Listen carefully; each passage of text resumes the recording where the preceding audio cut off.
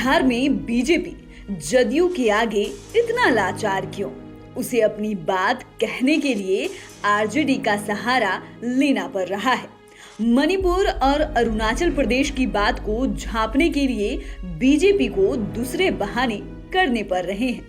जिस तरह जदयू के विधायकों को बीजेपी ने तोड़कर अपने पार्टी में मिला लिया, इसके बाद तो सियासी गलियारे में पॉलिटिकल एक्सपर्ट के पास भी कहने को कुछ नहीं बचता है। यहाँ आप नैतिकता की बात नहीं कह सकते हैं, यहाँ सिर्फ ये कह सकते हैं कि समर्थन को नहीं दोष गुसाई, या फिर देहाती भाषा में ये भी फिट बैठता है कि जिसकी लाठी उसकी भैंस। ये तो आपको पता ही है कि नीतीश कुमार अब बिहार में आरजेडी के साथ हैं। वे अब महागठबंधन के मुख्यमंत्री हैं। बीजेपी सत्ता से बाहर हो गई है। ऐसे में कहा जा सकता है कि बिहार का बदला बीजेपी ने मणिपुर में लिया। लेकिन जिस समय जदयू एनडीए में बीजेपी के साथ था, तब बीजेपी का गठबंधन धर्म कहाँ गया था? आपको याद होगा कि उस समय भी बीजेपी ने जदयू के आधा दर्जन विधायकों को तोड़कर अपने खेमे में मिला लिया था। तब अरुणाचल प्रदेश के जदयू के 7 विधायकों को सफलता मिली थी। बाद में बचे एकमात्र विधायक को भी बीजेपी ने उस दिन मिला लिया, जिस दिन बिहार में एनडीए की सरकार गिर रही थी।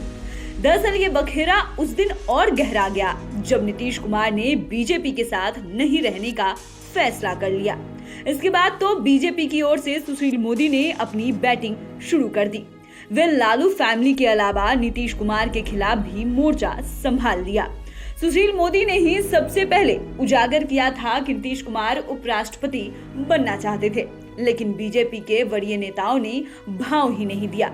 सुशील मोदी ने ये भी साफ गोई से स्वीकार किया था कि बीजेपी ने ही महाराष्ट्र में खेला किया था।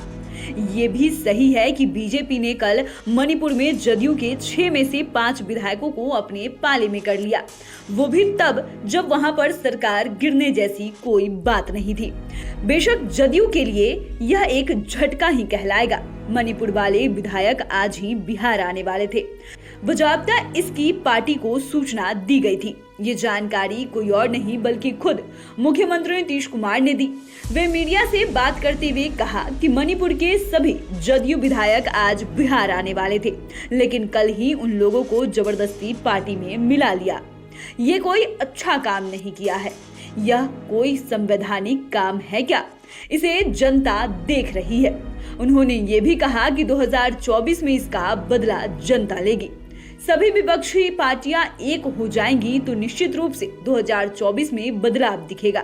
पहले आप ये सुनिए कि मुख्यमंत्री नीतीश कुमार इस झटके से किस कदर मायूस है, लेकिन वो हतोत्साहित नहीं है। पहले आप ये सुनिए कि नीतीश कुमार क्या कुछ बोल रहे हैं। ये कौन सा स्वभाव है? किस प्रकार का काम है? इस तरह का कोई चीज पहले से चलता रहा है? एक नए ढंग का सब तरह का इस तरह का काम किया जा रहा है, तो अब उसमें क्या है? अब वो सब तो अभी कुछ ही दिन पहले आया था। अब परसों यहाँ खबर किया है आज के बारे में कि हम लोग आ रहे हैं। अब उसको पकड़ करके सबको अपने पास करना, तक जाने दीजिए, जो करना है करना। हो रहा है ना, ये किस तरह का काम लोग कर रहे हैं।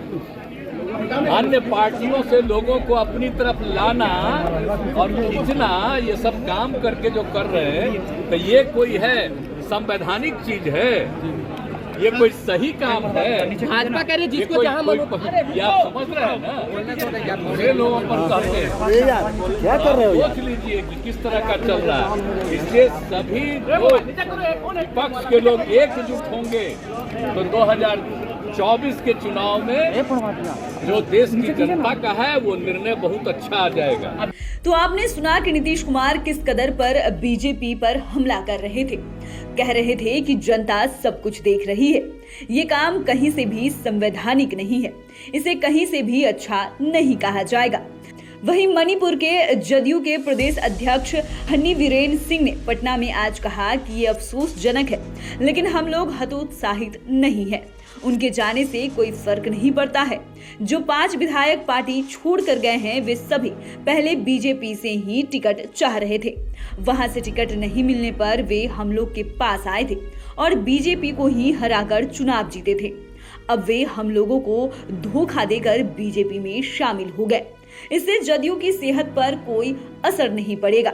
इस पर अब पर्दा डालने के लिए एक बार फिर सुशील मोदी सामने आ गए हैं। वे वही पुराना राग अलाप रहे हैं। कह रहे हैं अरुणाचल प्रदेश और मणिपुर की तरह बिहार भी जदयू मुक्त हो जाएगा, बिहार में भी जदयू का सफाया हो जाएगा। लेकिन सुशील मोदी ये नहीं कह रहे कि मणिपुर और अरुणाचल प्रदेश की तरह बिहार में जदयू को बीजेपी तोड़ देगी। वे ये कह रहे हैं कि बिहार में आरजेडी जदयू को खत्म कर देगी। हालांकि उन्होंने ट्वीट कर नीतीश कुमार पर हमला करते हुए लिखा है कि मणिपुर अरुणाचल की जदयू इकाई नीतीश जी के एनडीए से गठबंधन तोड़ने के निर्णय से सहमत नहीं थी।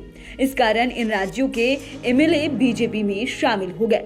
अभी अनेक राज्यों की आपकी इकाई विद्रोह करने वाली है। क्या आपके एमएलए बिकाऊ है? खरीदने की बात बेबुनियाद है। पॉलिटिकल एक्सपर्ट की माने तो ऐसा नहीं है कि बीजेपी बिहार में जदयू को तोड़ने की कोशिश नहीं की होगी। कोशिश तो भरपूर की होगी, लेकिन बिहार में बीजेपी की दाल नहीं गली। यदि आरसीपी सिंह अपने मकसद में सफल हो जाते तो बेशक बिहार में बीजेपी का ऑपरेशन लोटस सफल हो जाता। लेकिन जदयू ने आरसीपी सिंह की मंशा को भांप लिया था और बीजेपी का खेला समझ गया था। ऐसे में जदयू ने बीजेपी को बिना कुछ कहे आरसीपी सिंह का ही पत्ता साफ कर दिया और जब देखा कि नाक से पानी ज्यादा होने लगा है तो नीतीश कुमार ने अपनी बदनामी से परे हटकर बीजेपी से नाता तोड़ लिया। लाइव सिटीज ने अपनी स्टोरी में बताया था कि नीतीश कुमार यदि नहीं पलटते तो वे कलपते। बहरहाल जदयू के राष्ट्रीय अध्यक्ष ललन सिंह ने भी वही सवाल उठाया है जिसे लाइव सिटीज ने भी रखा है।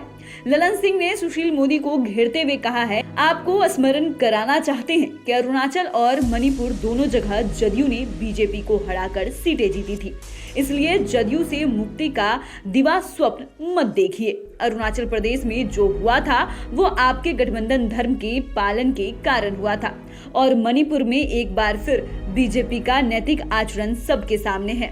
उन्होंने सुशील मोदी से कहा है कि आपको तो याद होगा 2015 में प्रधानमंत्री जी ने 42 सभाएं की, तब जाकर 53 सीट जीत पाए। 2024 में देश जुमलोबाजों से मुक्त होगा, इंतजार कीजिए। आप इसी तरह अपने नेतृत्व को जदयू को खत्म करने का दिवा स्वप्न दिखाते रहिए, आपको कुछ न कुछ जरूर मिल जाएगा। आपको मेरी शुभकामनाएं। पॉलिटिकल एक्सपर्ट की माने तो बीजेपी भले ही बिहार के बाहर जदयू के साथ जो कुछ कर ले या अन्य दलों के विधायकों को मिला ले, लेकिन बीजेपी बिहार में बेशक जदयू के आगे लाचार हो जाती है। जब वो सरकार में थी तब भी और जब सरकार से बाहर है तब भी। और इसके पीछे पॉलिटिकल एक्सपर्ट यही तर्क देते हैं कि भले ही अमित शाह नेशनल पॉलिटिक्स के चाणक्य हो, लेकिन बिहार पॉलिटिक्स के चाणक्य तो नीतीश कुमार ही है। तो फिलहाल के लिए इतना ही। डेस्क से राजेश की रिपोर्ट। अगर आपने अभी तक चैनल को सब्सक्राइब नहीं किया है तो सब्सक्राइब कर ले। फेसबुक पेज को लाइक करना बिल्कुल भी ना भूले। वीडियो देखने के लिए आपका धन्यवाद।